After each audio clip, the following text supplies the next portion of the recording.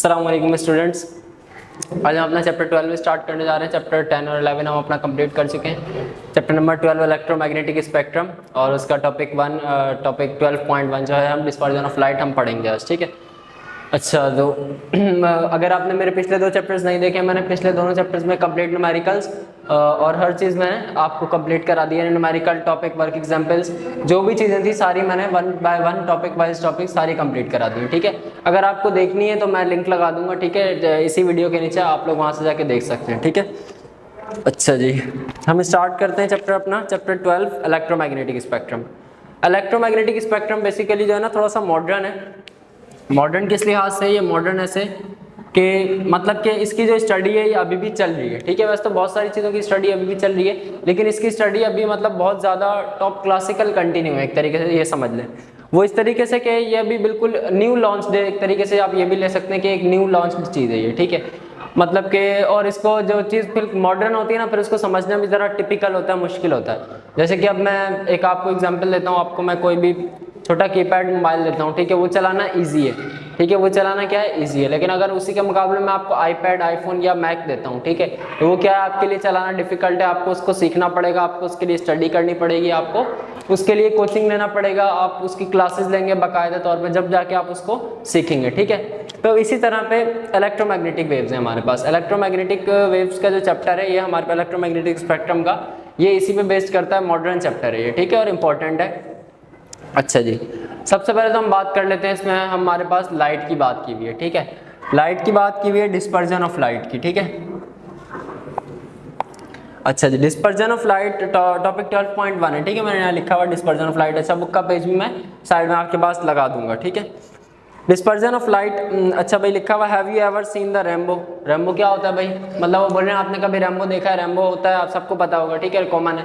जब बारिश होती है फिर वो निकलता है रेनबो, 7 कलर्स की एक धनक, जिसको हम धनक भी बोलते हैं, वो निकलती है, ठीक है, वो आपके पास रेनबो होता है, सही है। तो वो बोल रहे हैं what the physics behind this phenomenon, यानी वो बोल रहे हैं इस फिनोमिनन यानी इस प्रोसेस के पीछे क्या फिजिक्स लगती है, क्या टेक्निक लगती है, ठीक है, यानी ये कैसे बनता है आपके पास, ये जो चीज़ बन रही है इस रेनबो जो बन रहा है आपके पास, वो किस टेक्नोलॉजी से बन रहा है, ये बेसिकली बात है इसमें। Let us learn it by using a glass prism. हम इसको किसके जरिए लर्न करेंगे? ग्लास प्रिज्म के थ्रू लर्न करेंगे। यानी हम इसको किसके थ्रू पढ़ेंगे, यानी हम इसको जो कंटिन्यू करेंगे किसके थ्रू कंटिन्यू करेंगे? ग्लास प्रिज्म के थ्रू कंटिन्यू करेंगे। Suppose a narrow beam of white light entering from the air, चले मैं आप बना देता हूँ, बल्कि पहले पढ़ देते हैं। Suppose a narrow beam of white light entering from the air is passed through a prism of the denser medium. A prism refracts the light at both the refracting surfaces and it produces a range of colors called spectrum.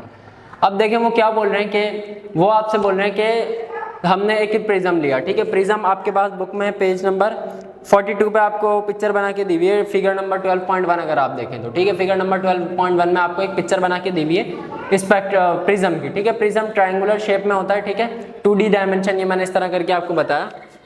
Prism basically जो हम देखते हैं वो इस तरह का होता है, लेकिन अगर हम 3D डायग्राम बनाएं तो ये थोड़ा अलग दिखता है। इसमें 3 रेक्टेंगल होते हैं और 2 ट्रायंगल शेप्स होती हैं, ठीक है। अच्छा, अब देखें आगे क्या लिखा हुआ, हाँ आपके पास ये लिखा हुआ है कि हम इसमें से क्या करते हैं, वाइट लाइट को इंटर करते हैं, ठीक है। ये रेनबो की बात चल रही है, यानी रेनबो किस तरह बनता है उसके पीछे क्या फिनोमिनन चल रहा है। अच्छा, हम इसमें से क्या करते हैं, एक वाइट लाइट को इंटर करते हैं। हमने क्या किया भाई, एक वाइट लाइट को इंटर किया, ठीक है। मैं इस तरह करता हूँ, एक हमने इसमें इस तरह करके एक वाइट लाइट, ये है हमारे पास वाइट लाइट, ठीक है, ये मैंने वाइट लाइट इंटर की इसमें। अच्छा, अब देखें अब क्या होता है, अब होता ये है कि जैसे ये प्रिज्म में जाएगी, प्रिज्म में क्या है आपके पास डेंसर मीडियम है, ये बाहर होता है हमारे पास एयर मीडियम, या फिर इसको हम लाइटर मीडियम भी बोल सकते हैं, ठीक है। लाइटर मतलब हल्का, ठीक है, और ये है आपके पास डेंसर मीडियम। डेंसर मीडियम मतलब सकीफ मादा, सकीफ मादा से मुराद ये है कि गाढ़ा, ठीक है, गाढ़ा, जैसे विस्कोसिटी आ जाती है ना, गाढ़ापन, इस तरीके से गाढ़ापन, ठीक है, ये आपके पास आ गया डेंसर मीडियम। अब जब ये डेंसर मीडियम से आपके पास बाहर जाएगी, ठीक है, तो एक तो ये क्या हो जाएगी, रिफ्रैक्ट हो जाएगी, यानी कि सरफेस की तरफ आना शुरू कर देगी, ठीक है। देखें पहले यहाँ आई, यहाँ पे रिफ्रैक्ट हुई, ठीक है, देखें डायरेक्शन चेंज की ना, फिर यहाँ से बाहर गई, फिर डायरेक्शन चेंज की, ठीक है, रिफ्रैक्ट हो गई। अब देखें जब ये यहाँ से बाहर आती है तो फिर ये वाइट लाइट नहीं रहती, गई थी तब वाइट लाइट थी, लेकिन जब बाहर आएगी तो वाइट लाइट नहीं रहेगी, ये एक बैंड ऑफ कलर्स में क्या हो जाती है, टूट जाती है, ठीक है, एक कलर्स का एक बैंड बनता है, उसमें ये क्या हो जाती है, ब्रेक कर देते हैं इसको हम, ठीक है। ब्रेक कर देते हैं मतलब हम नहीं करते, ये खुद ही ब्रेक हो जाती है, यानी कि 7 स्प्लिट हो जाती है, टुकड़ों में बढ़ जाती है 7 कलर्स में, ठीक है। वो कलर्स की सीक्वेंस भी इन्होंने हमें दी हुई है। अच्छा जी, आगे इन्होंने हमें लिख के दिया हुआ स्प्लिटिंग यानी main definition dispersion of light की। Splitting white light into its constituent colors when it passes through a prism glass, when it's passed through a glass prism is called dispersion of light. Splitting of white light का टुकड़ों में टूट जाना into constituent colors, लगातार 7 colours में टूट जाना, ठीक है, वो आपके पास क्या कहलाता है, वो प्रोसेस आपके पास क्या कहलाता है, डिस्पर्जन ऑफ लाइट कहलाता है, ठीक है। रेनबो वाली बात को हम आगे डिस्कस करेंगे, ठीक है, उसको हमने टॉपिक को लीव नहीं किया, उसको हम अभी आगे डिस्कस करेंगे, सही है। अच्छा जी, ये आपके पास हो गया यहाँ तक। ये क्या था डिस्पर्जन ऑफ लाइट, मैं फिर रिपीट कर देता हूँ। डिस्पर्जन ऑफ लाइट आपके पास वो चीज़ है कि स्प्लिटिंग ऑफ वाइट लाइट का आपके पास कितने 7 टुकड़ों में कॉन्स्टिट्यूएंट कलर्स में टूट जाना, ठीक है। वाइट लाइट एंटर हुई प्रिज्म में, बट क्या हुई 7 कलर्स में स्प्लिट हो गई, टूट गई, ठीक है। तो वो आपके पास क्या होती है, वो आपके पास होती है डिस्पर्जन ऑफ लाइट, ठीक है। आगे चलते हैं। White light is not a single colour but a mixture of all the spectrum colours, ठीक है। व्हाइट लाइट, अगर हम बोले ना कि ये व्हाइट लाइट है, यानी कुछ मतलब मैंने एक लाइट, ठीक है, एक लाइट ली, इसको हम बोले कि ये सिर्फ व्हाइट लाइट है, तो ये सिर्फ व्हाइट लाइट नहीं है, ठीक है। ये बात हम नहीं कर सकते कि व्हाइट लाइट है या फिर इसका कोई कलर नहीं है, ठीक है। तो इस तरह नहीं है। व्हाइट लाइट अपने अंदर कितने 7 कलर्स, यानी कि ये मिक्सचर ऑफ कलर्स है, सिर्फ 7 कलर्स नहीं, ये मिक्सचर ऑफ कलर्स है। इन्होंने जो हमें लिख के दिया हुआ है, क्या दिया हुआ है, मिक्सचर ऑफ कलर्स, ठीक है। व्हाइट लाइट जो है आपके पास क्या है, मिक्सचर ऑफ कलर्स है, ठीक है। The prism refract each individual colour differently depending on their refractive index. Prism जो है वो क्या करता है, इसको सेपरेटली अलग अलग करता है। प्रिज्म का काम क्या है, ये आपके पास क्या है, प्रिज्म है, ठीक है। आप लोग प्रैक्टिकल्स करेंगे ना मैट्रिक क्लास में, तब भी ये आपको मिलेगा देखने के लिए, तो उसको ठीक से देखिएगा, इसका एक्सपेरिमेंट करिएगा, तोड़ मत दीजिएगा, बस एक्सपेरिमेंट करिएगा इसका, ठीक है। अच्छा देखिए, प्रिज्म क्या है आपके पास, सॉरी प्रिज्म बोल रहा हूँ मैं, प्रिज्म क्या करता है आपके पास, इस वाइट लाइट को 7 कलर्स में टुकड़ों में बांट देता है रिफ्रैक्टिव इंडेक्स के हिसाब से और वेवलेंथ के हिसाब से।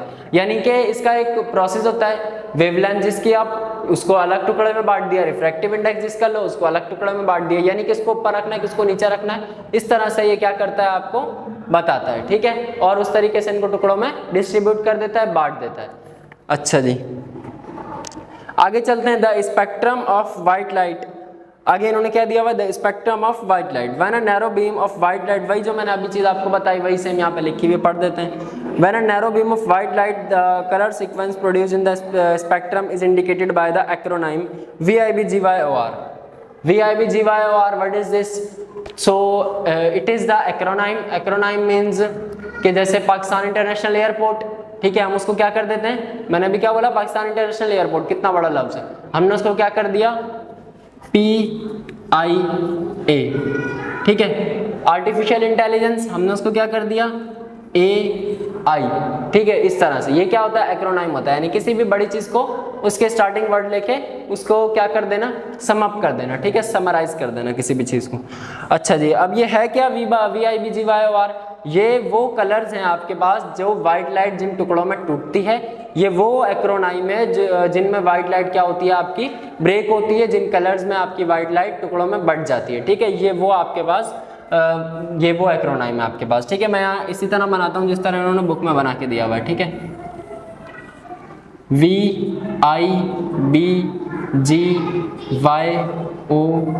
ठीक है। अच्छा, मुझे ये मैंने जो याद किया था ना अपने टाइम पे, तो मैंने इसको मतलब VIBGYOR के नाम से याद नहीं किया, देखिए मेरी ज़बान पे नहीं आता है, मुझे इस नाम से याद नहीं है, मुझे सिंपली किस नाम से याद है, violet, indigo, blue, green, yellow, orange, red, मुझे इसी तरीके से याद है, ठीक है, यानी कि कलर्स की शेप में।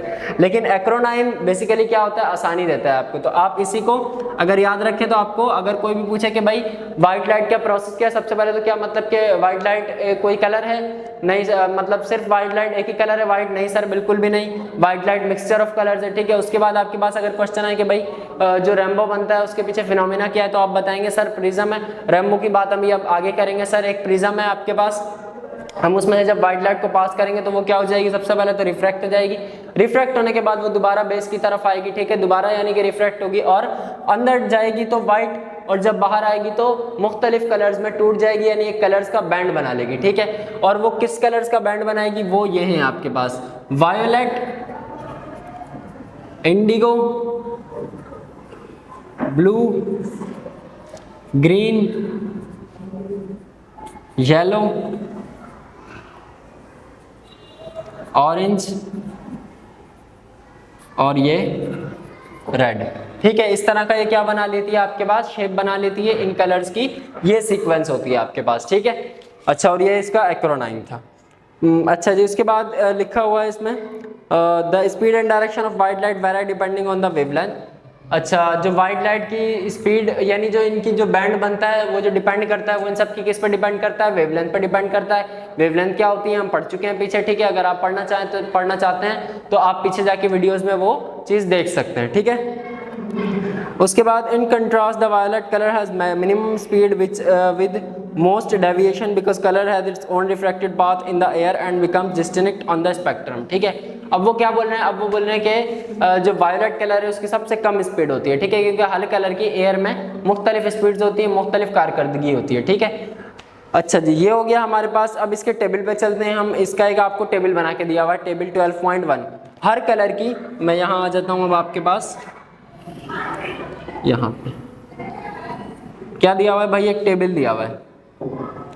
किस तरीके का टेबल है सर, पहले तो कलर्स लिखे हुए हैं, ठीक है, फिर क्या लिखे हुए हैं, वेवलेंथ लिखी हुई है, यानी कौन सा कलर क्या वेवलेंथ रखता है। उसके बाद क्या लिखा हुआ है, उसके बाद लिखा हुआ है रिफ्रैक्टिव इंडेक्स, आर आई मतलब रिफ्रैक्टिव इंडेक्स, ठीक है। उसके बाद क्या लिखा हुआ है सर, रिफ्रैक्टिव इंडेक्स लिखा हुआ है, ठीक है। तो भाई कलर है आपके पास रेड, ठीक है, बस मैं सारे नहीं लिखूंगा, मैं जस्ट एक बता रहा हूँ। कलर है आपके पास रेड, उसके पास वेवलेंथ है 650। अच्छा, यहाँ पे लिखी हुई है न्यूटन मीटर में, ठीक है, न्यूटन मीटर में भी बताता हूँ आपको, 650 वेवलेंथ। उसके बाद रिफ्रैक्टिव इंडेक्स 1.332, ठीक है, ये क्या दिया हुआ है, रिफ्रैक्टिव इंडेक्स दिया हुआ है। अच्छा भाई, न्यूटन मीटर हमने तो वेवलेंथ क्या पढ़ी थी, वेवलेंथ मीटर में होती है, ये किस में आ गई, न्यूटन मीटर में। सेंटीमीटर में भी पढ़ी थी, हम उसको क्या कर लेते थे, कन्वर्ट कर लेते थे मीटर में, लेकिन नैनोमीटर अभी तक हमने नहीं पढ़ी, नहीं आई ये चीज़, ठीक है। नैनोमीटर क्या होती है आपके पास, नैनोमीटर आपके पास होती है एक्सपोनेंट -9, एक्सपोनेंट यानी 10 की पावर -9, ठीक है। अगर और फिर ये किस में आ जाएगी, मीटर में आ जाएगी। यानी अगर आप न्यूटन मीटर से कोई भी चीज़ मीटर में लेके आनी है, न्यूटन मीटर नहीं सॉरी, नैनोमीटर से अगर आपने कोई भी चीज़ मीटर में लेके आनी है तो आप क्या करेंगे, उसके आगे एक्सपोनेंट -9 लगा देंगे, यानी 10 की पावर -9 लगा देंगे, ठीक है। तो वो क्या हो जाएगी आपके पास, वो आ जाएगी आपके पास मीटर में, जो कि स्टैंडर्ड यूनिट है जो हम यूज़ करते हैं न्यूमेरिकल्स में, ठीक है। अच्छा, इस तरह करके इन्होंने आपको हर नंबर की, हर कलर की वेवलेंथ बताई हुई और रिफ्रैक्टिव इंडेक्स बताया हुआ है। अच्छा, एक चीज़ देखें, सबसे ज़्यादा वेवलेंथ आपके पास किसकी है, रेड कलर की, ठीक है। सबसे ज़्यादा वेवलेंथ आपके पास किसकी है, इस रेड कलर की जो वेवलेंथ है वो आपके पास सबसे ज़्यादा है, ठीक है। उसके बाद अगर मैं आऊँ रिफ्रैक्टिव इंडेक्स पे, तो रिफ्रैक्टिव इंडेक्स इसका सबसे कम है, ठीक है। अब देखें, एक बात हमेशा याद रखिएगा, जितना ही आपके पास कलर की वेवलेंथ अप होगी उतना ही रिफ्रैक्टिव इंडेक्स क्या होगा, डाउन होगा। वेवलेंथ ज़्यादा रिफ्रैक्टिव इंडेक्स कम, वेवलेंथ कम रिफ्रैक्टिव इंडेक्स अप, ठीक है। इस तरह से ये चीज़ चलती है। अच्छा जी, अब हम आ जाते हैं नेक्स्ट अपना, मैं इसको पहले मिटा देता हूँ, रब कर देता हूँ क्योंकि ये हमारा कवर हो गया है। अच्छा जी, नेक्स्ट हमारा जो मैं रेनबो की बात कर रहा था ना, अभी जो स्टार्ट में हमने बात की कि फिनोमेना ऑफ रेनबो, ठीक है, तो अभी हम वो पढ़ेंगे। वैसे होना तो यही चाहिए था कि पहले जब रेनबो की बात की थी तो रेनबो के डायग्राम पहले बना के देते हैं बुक में और बाद में वो करते, लेकिन इससे भी हमें कोई इशू नहीं है, ठीक है। अच्छा जी, लिखा हुआ dispersion of light through water droplets, dispersion of light through water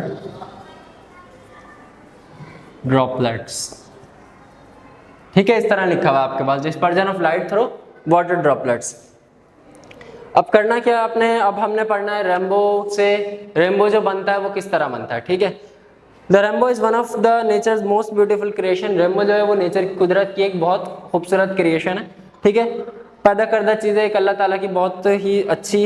when a rainbow appears it serves an excellent demonstration of light dispersion and further evidence that visible light has a spectrum of wavelength each of which is associated with a distinct colour. तो जब rainbow बनता है तो ये excellent colours का एक band देता है हमें, वाकई में एक्सीलेंट कलर्स का बैंड देता है, ठीक है। यानी बहुत ही कोई अमेजिंग लग रहा होता है देखने में, उसकी कैप्चर्स लेते हैं, वीडियोस बनाते हैं, पिक्स लेते हैं, स्नैप्स बनाते हैं, क्योंकि वो एक अमेजिंग सी चीज़ लग रही होती है और वो नेचर है, ठीक है, यानी कुदरत ने हमें बना के दी हुई है, ठीक है। तो मतलब होता है क्या है, अब देखें, अब इसमें ये सारी चीज़ें, इसमें प्रिज्म कहाँ से आया, ठीक है, क्योंकि हमने तो पढ़ा कि 7 कलर्स कब बनते हैं, रेनबो कब बनता है, जब हम प्रिज्म से लाइट पास कराएं। तो इसमें प्रिज्म कहाँ से आया, इसमें वाइट लाइट कहाँ से आई सर, तो वो चीज़ पढ़ेंगे हम, ठीक है। सबसे पहले मैं बनाता हूँ एक प्यारा सा सूरज, ठीक है, प्यारा सा तो नहीं क्योंकि मेरी ड्राइंग अच्छी नहीं है, but I will try my best, ठीक है। ये मैंने बनाया आपके पास एक सूरज, ठीक है भाई, इसकी वो भी निकाल देते हैं शुआएं जो हम बचपन में निकालते थे, ठीक है। अच्छा बन गया, मुझे तो अच्छा लग रहा है। अच्छा ये क्या बन गया आपके पास, एक सन बन गया, मैं इसके यहाँ पे लिख भी देता हूँ भाई ये सूरज है, ठीक है, पहचान लो कहीं कोई ना पहचाने। अच्छा ये आपके पास क्या बन गया, सन। अच्छा जी नीचे आते हैं हम, तो नीचे हमारे पास इन्होंने अच्छा अब यहाँ पे मैं बना देता हूँ बादल, ठीक है। बादल कैसे बनते हैं भाई, बादल ऐसे ही बनते हैं, एक ही काफ़ी है, ठीक है। ये मैंने क्या बना दिया आपके पास, क्लाउड्स। क्लाउड्स में क्या होता है, आप सबको पता है क्या होता है भाई, क्लाउड्स में पानी होता है, वाटर ड्रॉपलेट्स होते हैं, ठीक है। ये आपके पास क्या आ गया, क्लाउड, और क्लाउड में होता क्या है, वाटर ड्रॉपलेट्स, ठीक है। क्या होते हैं क्लाउड में, वाटर ड्रॉपलेट्स होते हैं। अब देखें ये जो सन है, ये जो सूरज की जो लाइट आएगी वो आपके पास क्या काम करेगी, वो आपके पास काम करेगी वाइट लाइट का। क्या काम करेगी वो आपके पास, वाइट लाइट का काम करेगी, ठीक है। जो वाइट लाइट काम करती है, ये सूरज की लाइट यहाँ पे काम करेगी, ठीक है। अब जब ये वाइट लाइट इससे इस तरह करके होगी पास, ठीक है, इससे क्या हुई है, इस तरह करके पास हो गई, ठीक है। अभी मैं यहाँ तक बनाता हूँ, सही है ये। अब जो अंदर बादल के अंदर जो वाटर ड्रॉपलेट्स हैं, ठीक है, ये जो अंदर वाटर के अंदर क्या है, वाटर ड्रॉपलेट्स हैं। मैंने ये प्रिज्म नहीं बनाया, ठीक है ना, ये वाटर ड्रॉपलेट्स हैं, ठीक है। मैं इसको इस तरह करके बना देता हूँ, कहीं आप समझे प्रिज्म बना दिए गए, प्रिज्म नहीं है। अब जो इसके अंदर वाटर ड्रॉपलेट्स हैं, ये जब रे जाती है यहाँ से और वाटर ड्रॉपलेट्स से पास करती है, तो वाटर ड्रॉपलेट्स हमारे पास क्या काम करते हैं, यानी पानी के जो कतरे होते हैं वो क्या काम देते हैं हमें, वो हमें यहाँ पे काम देते हैं प्रिज्म का। किसका काम देते हैं, वो प्रिज्म का, ठीक है। हमने दो चीजें पढ़ी, एक वाइट लाइट इंटर होती है, किस में इंटर होती है सर, प्रिज्म में इंटर होती है। तो प्रिज्म हमारा वाइट लाइट तो हमारे पास सन काम कर रहा है, ठीक है, और प्रिज्म कौन काम कर रहा है हमारे पास सर, वाटर ड्रॉपलेट्स काम कर रहे हैं, ठीक है। तो वाटर ड्रॉपलेट्स आपके पास किसका काम करते हैं, प्रिज्म का काम करते हैं, और सन जो है आपके पास वो वाइट लाइट का काम करता है। जब white light इंटर्स through a prism, so what will happen, result क्या आएगा आपके पास, रिजल्ट ये आएगा कि लाइट जो है वो 7 कलर्स में बैंड जाएगी, टूट जाएगी, ठीक है। तो इस तरह करके आपके पास क्या बनता है, रेनबो बनता है, ठीक है।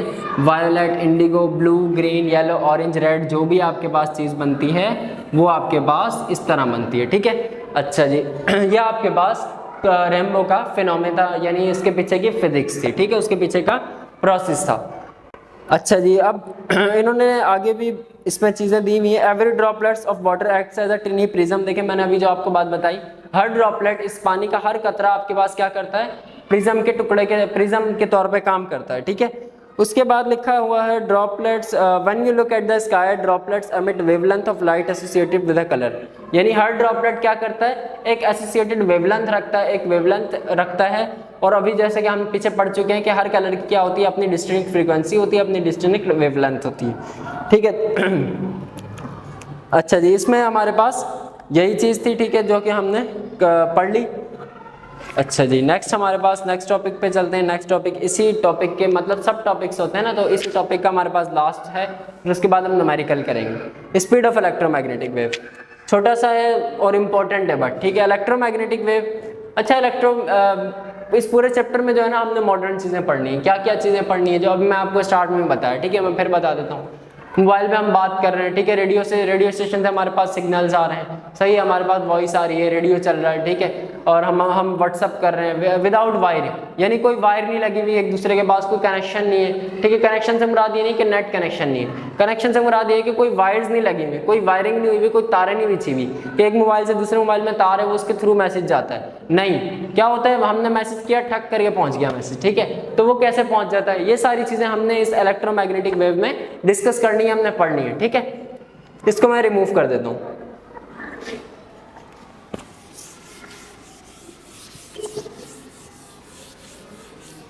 सबसे जो बेहतरीन तरीका है ना समझने का, सबसे पहला तरीका है प्रैक्टिकली करने का, ठीक है। सबसे पहला क्या है, प्रैक्टिकली करें, और प्रैक्टिकली के बाद आपके पास जो बेस्ट वे है मेरे तरीके से वो है डायग्रामेटिक, डायग्राम के थ्रू समझे, डायग्राम के थ्रू बेस्ट समझ आता है, ठीक है।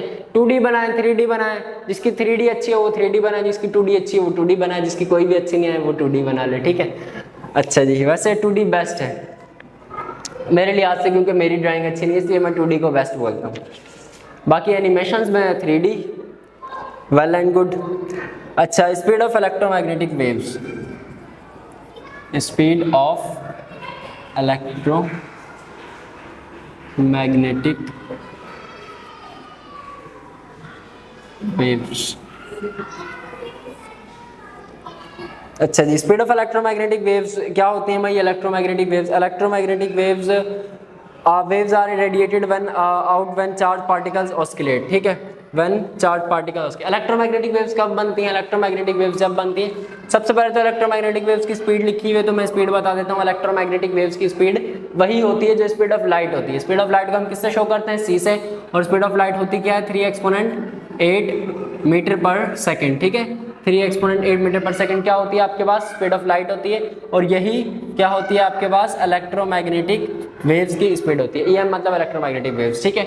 यही इलेक्ट्रोमैग्नेटिक वेव्स की स्पीड है, यही स्पीड ऑफ लाइट है, ठीक है। अगर कोई सिग्नल्स की बात करें, ग्रीन लाइट की बात करें, रूबी लेजर की बात करें, ठीक है, या कोई व्हाइट लाइट की बात करें, सबकी स्पीड क्या होगी आपके पास? स्पीड ऑफ लाइट होगी, ठीक है। सिग्नल्स, रेडियो स्टेशन के सिग्नल्स, ठीक है, मैं इसलिए बता रहा हूँ क्योंकि सारी चीजें न्यूमेरिकल्स में आएंगी, ठीक है, तो इसलिए मैं पहले ही डिस्कस कर रहा हूँ आपके साथ।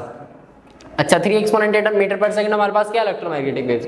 कैसे क्रिएट होती हैं भाई इलेक्ट्रोमैग्नेटिक वेव्स? आए भाई पढ़ लेते हैं। इन्होंने बोला हुआ है कि इलेक्ट्रोमैग्नेटिक वेव एक हॉट बल्ब से भी क्रिएट हो सकती है। हॉट बल्ब से कैसे क्रिएट हो सकती है? मैं एक लेता हूँ आपके पास पॉजिटिव चार्ज, ठीक है, पॉजिटिव चार्ज, एक प्रोटॉन लिया, ठीक है, पॉजिटिव चार्ज का। अच्छा, अब मैंने क्या किया भाई? पहले मैं एक बीच में जो है एक लाइन ड्रॉ करता हूँ, सही है। अब जब ये ऑस्किलेट होगा, ये प्रोटॉन, ये पॉजिटिव चार्ज है, ठीक है, जब ये क्या होगा? डिस्टर्ब होगा, ठीक है। डिस्टर्ब से मुराद क्या है? ऑस्किलेट होगा, ठीक है। जब ये ऑस्किलेट होगा तो क्या होगा? इलेक्ट्रोमैग्नेटिक वेव्स बनेंगी, ठीक है, इलेक्ट्रोमैग्नेटिक फील्ड बनेगी, ठीक है। कैसे बनेगी भाई जी? इलेक्ट्रोमैग्नेटिक फील्ड बनेगी, सही है। इस तरह करके क्या बनेगी आपके पास? ये आपके पास क्या है? EMF, मैं यहाँ पे लिख देता हूँ भाई, EMF इलेक्ट्रोमैग्नेटिक फील्ड। उसके बाद जब इलेक्ट्रोमैग्नेटिक फील्ड बनती है तो बिल्कुल उसी के परपेंडिकुलर आपके पास क्या, ये क्या कर रहे हैं हम? इलेक्ट्रोमैग्नेटिक वेव्स बन रहे हैं। इलेक्ट्रोमैग्नेटिक वेव्स क्या होती हैं फिर बता देता हूँ स्टार्ट से। इलेक्ट्रोमैग्नेटिक वेव्स में आप पॉजिटिव चार्ज पार्टिकल्स को क्या करें? डिस्टर्ब करें, ठीक है। डिस्टर्ब करने से मुराद ये ऑस्किलेट जब भी होगा क्या बनेंगी? इलेक्ट्रोमैग्नेटिक फील्ड्स बनेंगी।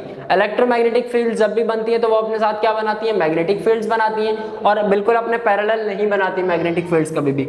मैग्नेटिक फील्ड्स हमेशा कैसे बनती हैं? परपेंडिकुलर बनती हैं। व्हाट अबाउट कैसे परपेंडिकुलर बनती हैं? लाइक दिस, ठीक है। This is not a circle, ये सर्कल नहीं है, ठीक है, ये 2D डायग्राम है। अगर आप बुक में देखें, बुक में मैं आपके पास लगा भी दूंगा, ठीक है। अगर आप बुक में देखें तो यहाँ पे जो है आपके पास बिल्कुल 3D तरीके से डायग्राम बना के दी हुई है, ठीक है। मैं अभी फिलहाल यहाँ पे ऐसे ही बना देता हूँ, ठीक है। तो जब ये जो फील्ड्स बनती हैं हमारे पास, ये जो अभी गई यहाँ से, ठीक है, ये जो बनती है इनको हम बोलते हैं मैग्नेटिक फील्ड्स, ठीक है। तो इलेक्ट्रोमैग्नेटिक वेव्स क्या होती हैं आपके पास? जब किसी आप पॉजिटिव चार्ज को ऑस्किलेट्स करते हैं तो ऑस्किलेट होता है, इलेक्ट्रिक फील्ड बनती है। इलेक्ट्रिक फील्ड के बाद आपके पास मैग्नेटिक फील्ड बिल्कुल उसी के परपेंडिकुलर बनती है, क्रिएट होती है, ठीक है। नेक्स्ट पे आते हैं भाई। नेक्स्ट पे हमारे पास लिखा हुआ है, अच्छा, इसका इलेक्ट्रोमैग्नेटिक फील्ड का जो है हमारे पास इन्होंने फ्रीक्वेंसी वो दिया हुआ है, फॉर्मूला दिया हुआ है, C = F लैम्डा। पहले हम क्या पढ़ते हुए आ रहे हैं? V = F lambda, no changing. V भी हमारे पास क्या होती है? स्पीड होती है। बस हम सिंपल इतनी सी बात है कि स्पीड ऑफ लाइट को हम किससे शो करते हैं? स्पीड से शो करते हैं। दैट्स वाई हमारे पास V की जगह क्या आ गया? C ने रिप्लेस कर ली, दैट्स इट। फॉर्मूले में कोई चेंजिंग नहीं है, ठीक है। अच्छा, और मजीद पढ़ लेते हैं स्पीड ऑफ इलेक्ट्रोमैग्नेटिक वेव्स को। लिखा हुआ है, oscillating electric current sends out radio waves from radio station. ये जो ऑस्किलेटिंग इलेक्ट्रिक जो भी मैंने पढ़ाया आपको, ये क्या क्या कर सकती हैं? ये आपके पास रेडियो स्टेशन से रेडियो वेव्स ट्रांसफर कर सकती हैं, ठीक है, यानी आप वॉइस ट्रांसफर कर सकती हैं। The other types of AM radiation that makes up the electromagnetic spectrum are microwaves. ये माइक्रोवेव्स में भी यूज़ होती हैं, एक्सरे में भी यूज़ होती हैं, गामा रेज जो सबसे मोस्ट पेनिट्रेटिंग रेज हैं उनमें भी ये यूज़ होती हैं, ठीक है। अब जल्दी से इसका न्यूमेरिकल कर लेते हैं और इसको हम वाइंड अप करते हैं अपना टॉपिक को।